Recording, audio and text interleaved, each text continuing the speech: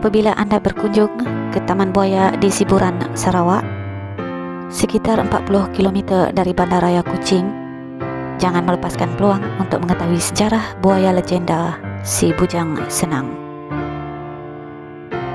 Negeri Sarawak boleh dikatakan sebagai sebuah negeri yang unik di Malaysia kerana mempunyai populasi buaya yang cukup banyak. Apabila kita membincangkan tentang buaya ini, kita pasti pernah mendengar mengenai seekor buaya legenda yang dikenali oleh orang tempatan dengan nama Bujang Senang. Bujang Senang ini merupakan buaya dari spesies buaya air masin dan berukuran 20 kaki panjang ketika mati ditembak. Tidak dapat dipastikan berapakah manusia yang sudah menjadi korbannya. Tengkorak Bujang Senang kini dipamerkan di Museum Sarawak Kuching. Tengkorak ini menjadi tontonan ramai dan bukti kewujudan budaya gergasi itu ternyata ia bukan sekadar mitos atau cerita dongeng.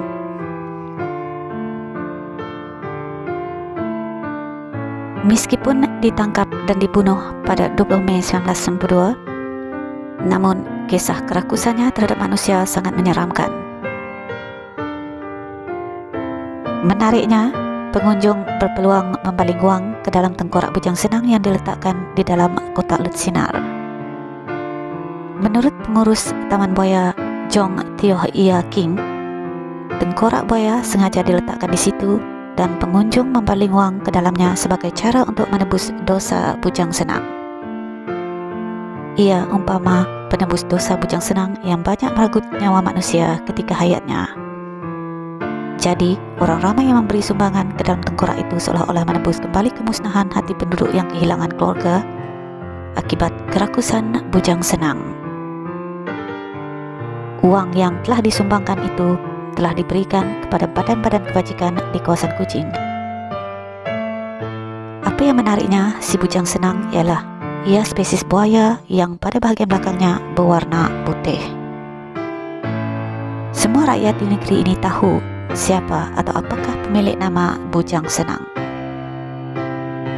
Bagi kebanyakan pembaca, Bujang Senang mungkin hanya seekor haiwan biasa. Mungkin kerana saiznya yang begitu besar dan telah membunuh begitu ramai manusia menyebabkannya begitu digeruni. Namun, bagi orang Iban yang tinggal di kawasan Sungai Batang Lupar, mereka percaya Bujang Senang adalah jelmaan manusia. Ia dikatakan wujud 200 tahun lalu apabila seorang pahlawan Iban yang berasal dari Saribas bernama Simalungun ataupun Lungu menyerang penduduk di sekitar Batang Lupar. Lungu digambarkan seorang yang kebal, malah diangkat sebagai jago ngayau, yaitu tukang potong kepala. Apabila Lungu membunuh musuhnya, satu kampung akan ketakutan. Penduduk Batang Lupar tidak mampu menahan derita melihat pertumpahan darah lalu merayu bantuan istrinya. Istri Lungu yang kesihan dengan tangisan dan penderitaan orang kampung membuka rahsia yang tertutup rapat, satu-satunya punca kuasa kebal Lungu. Dia menyatakan, bawalah dia ke Sungai Batang Lupar kerana air di situ satu-satunya yang melemahkan kekebalan Lungu. Sebaiknya tubuhnya terkena air, seluruh kuasa dan kekebalannya akan luntur, kata istrinya. Tidak lama selepas itu, penduduk Batang Lupar berkumpul beramai-ramai untuk menyerang Lungu dan mengheritnya ke sungai. Mereka memotong kepala Lungu dan mayatnya disemandikan secara terbalik di tebing sungai berkenaan. Tetapi tidak siapa yang menyangka di dasar Batang Lupar ada dewa yang mengalu-alukan kedatangan Lungu. Dewa sungai menjelmakan Lungu kepada seekor buaya putih gergasi.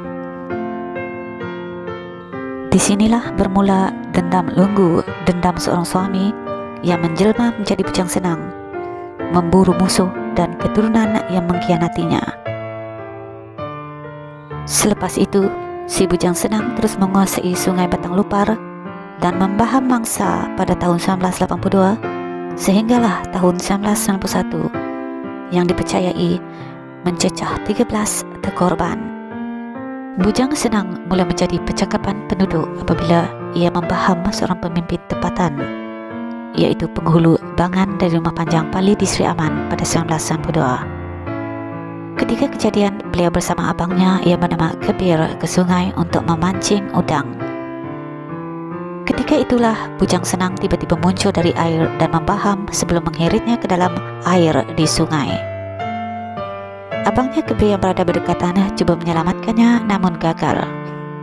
Ketika itulah Kebir perasan sesuatu yang aneh pada belakang badan buaya tersebut, di mana terdapat satu garisan berwarna putih di belakang badannya. Serangan tersebut menggemparkan penduduk karena ianya melibatkan seorang pemimpin tempatan yang terkenal. Malah pihak polis juga telah melancarkan operasi khas selama 5 hari bagi mengesan buaya yang mengganas itu, namun hampa apabila usaha tersebut gagal. Kemuncak keganasan bujang senang berlaku pada 20 Mei 1992 apabila menyambar mangsa yang ke-14, yaitu Dayang anak Bayang yang berusia 20 tahun ketika gadis Iban itu cuba menyeberangi sungai Pelaban bersama ibunya. Berang dengan kejadian berkenaan, puluhan penduduk Iban memburu bujang senang. Pada hari kejadian, selepas 4 jam menjejaki bujang senang, buaya ganas itu berjaya dikepung di kawasan sungai. Tetapi cubaan membunuhnya menggunakan lembing dan peluru gagal. Benarlah ia bukan buaya biasa karena tidak lut lembing dan peluru. Penduduk kemudian sepakat memanggil seorang dukun Iban. Dukun berkenaan menyediakan 40 paku sepanjang 10 cm dan menembak ke tubuh bujang senang. Akhirnya ia tewas dan bangkainya dibawa ke darat pada hari berkenaan.